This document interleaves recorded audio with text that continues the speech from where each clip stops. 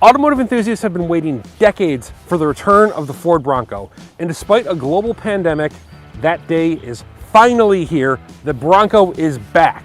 This is the 2021 Ford Bronco, and it is smarter, more powerful, and more capable than ever before, and that's just what Ford is going to need to take on the Jeep Wrangler.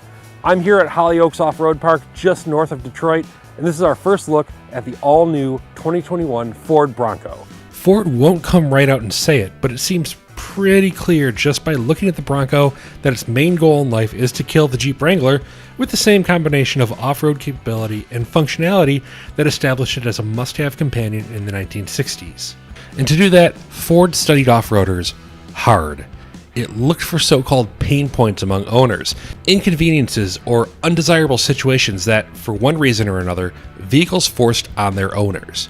And like a veteran boxer targeting a rival's weakness, engineers and designers beat these pain points to a pulp to not only make the reborn Bronco capable, but to make accessing that capability convenient. Ford will offer the Bronco with a choice of two engines. The volume engine will likely be a turbocharged 2.3-liter four-cylinder, while customers will also be able to snag certain trims with a twin turbocharged 2.7-liter V6. But here's the rub. The 2.3-liter is the only way to get a manual transmission, in this case a Getrag sourced 7-speed manual with a crawler gear. Both engines, though, will be available with Ford's excellent 10-speed automatic as an option. Going with a 4-pot to get the manual transmission is hardly a sacrifice, though. It produces an estimated 270 horsepower and 310 pound-feet of torque to the V6's 310 horsepower and 400 pound-feet. And if that's not enough, the rumor mill is running rampant with reports of more powerful Broncos on the way. But the Bronco isn't just a model, it's a family now, and that includes the Bronco Sport, a new compact crossover that shares its modular front-wheel drive platform with the Ford Escape. Ford says that while the Bronco Sport is capable, customers will rely on its abilities to get to a destination. In the Bronco, though, getting there via any terrain is the point. So it's offering both 2 and 4-door models with 2 4-wheel drive options. The base is a part-time 4-wheel drive system with a 2-speed shift-on-the-fly transfer case and a 272-to-1 low-range gear. The optional setup offers a 4A mode for on-demand 4-high engagement, while its 2-speed electromechanical transfer case features a 306-to-1 low-range reduction gear. Complementing that hardware are standard Dana 44 axles with available front and rear locking differentials and a high-performance off-road stability system, or HOS for short, that pairs Bilstein shocks with an independent front suspension and a 5-link rear axle. The crawl ratio extends from 57.2 to 1 with the automatic transmission and the base 4-wheel drive system to 94.8 to 1 with the 7-speed stick and electromechanical transfer case. There are electronic disconnecting sway bars too that allow owners to make changes even while the suspension is under load. The smallest tire you can get on a Bronco is 30-inch rubber on 16-inch wheels, although the Bronco holds the record as the first production vehicle to offer 35-inch rubber from the factory.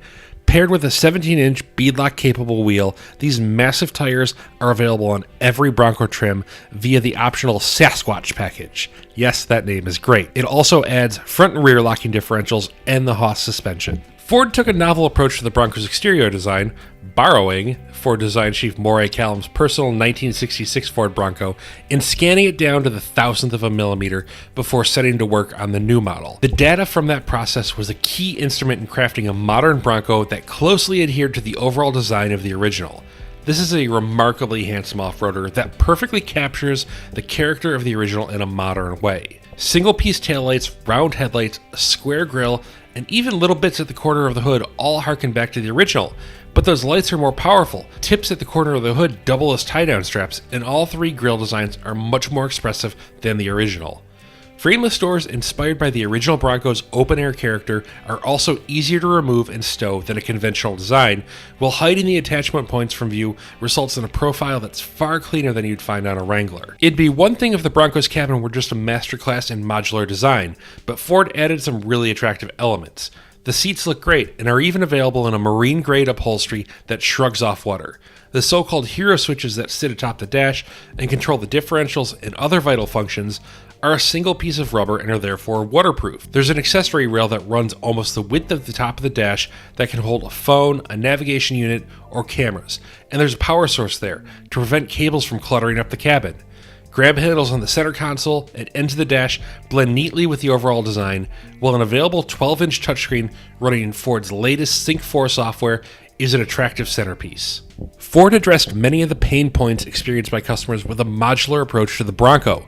Not only can owners remove the frameless doors and roof, just like they can on a Jeep, they can pull the wheel arches off, remove the end caps of the front and rear bumper, ditch the front grille, and even yank off the fenders with just a few minutes of work. The doors even stow in the trunk, so there's no need to abandon them at the trailhead or in your garage. Across the car, there are screws with Bronco stamped on the head, indicating an item that owners can remove and replace with a different one. Complementing this approach is a massive accessory catalog, all of which is backed by Ford's standard warranty. The company says there will be over 200 different items available at the Bronco's launch in spring 2021, ranging from lift kits to door packages to grills and light options. The goal, the company says, is to provide a blank slate to owners looking to create their ideal off-roader free of compromises. The Bronco's 21st century return is just a little ways off, but while today marks its official debut, consumers are going to be waiting a few months before they can park it in the driveway.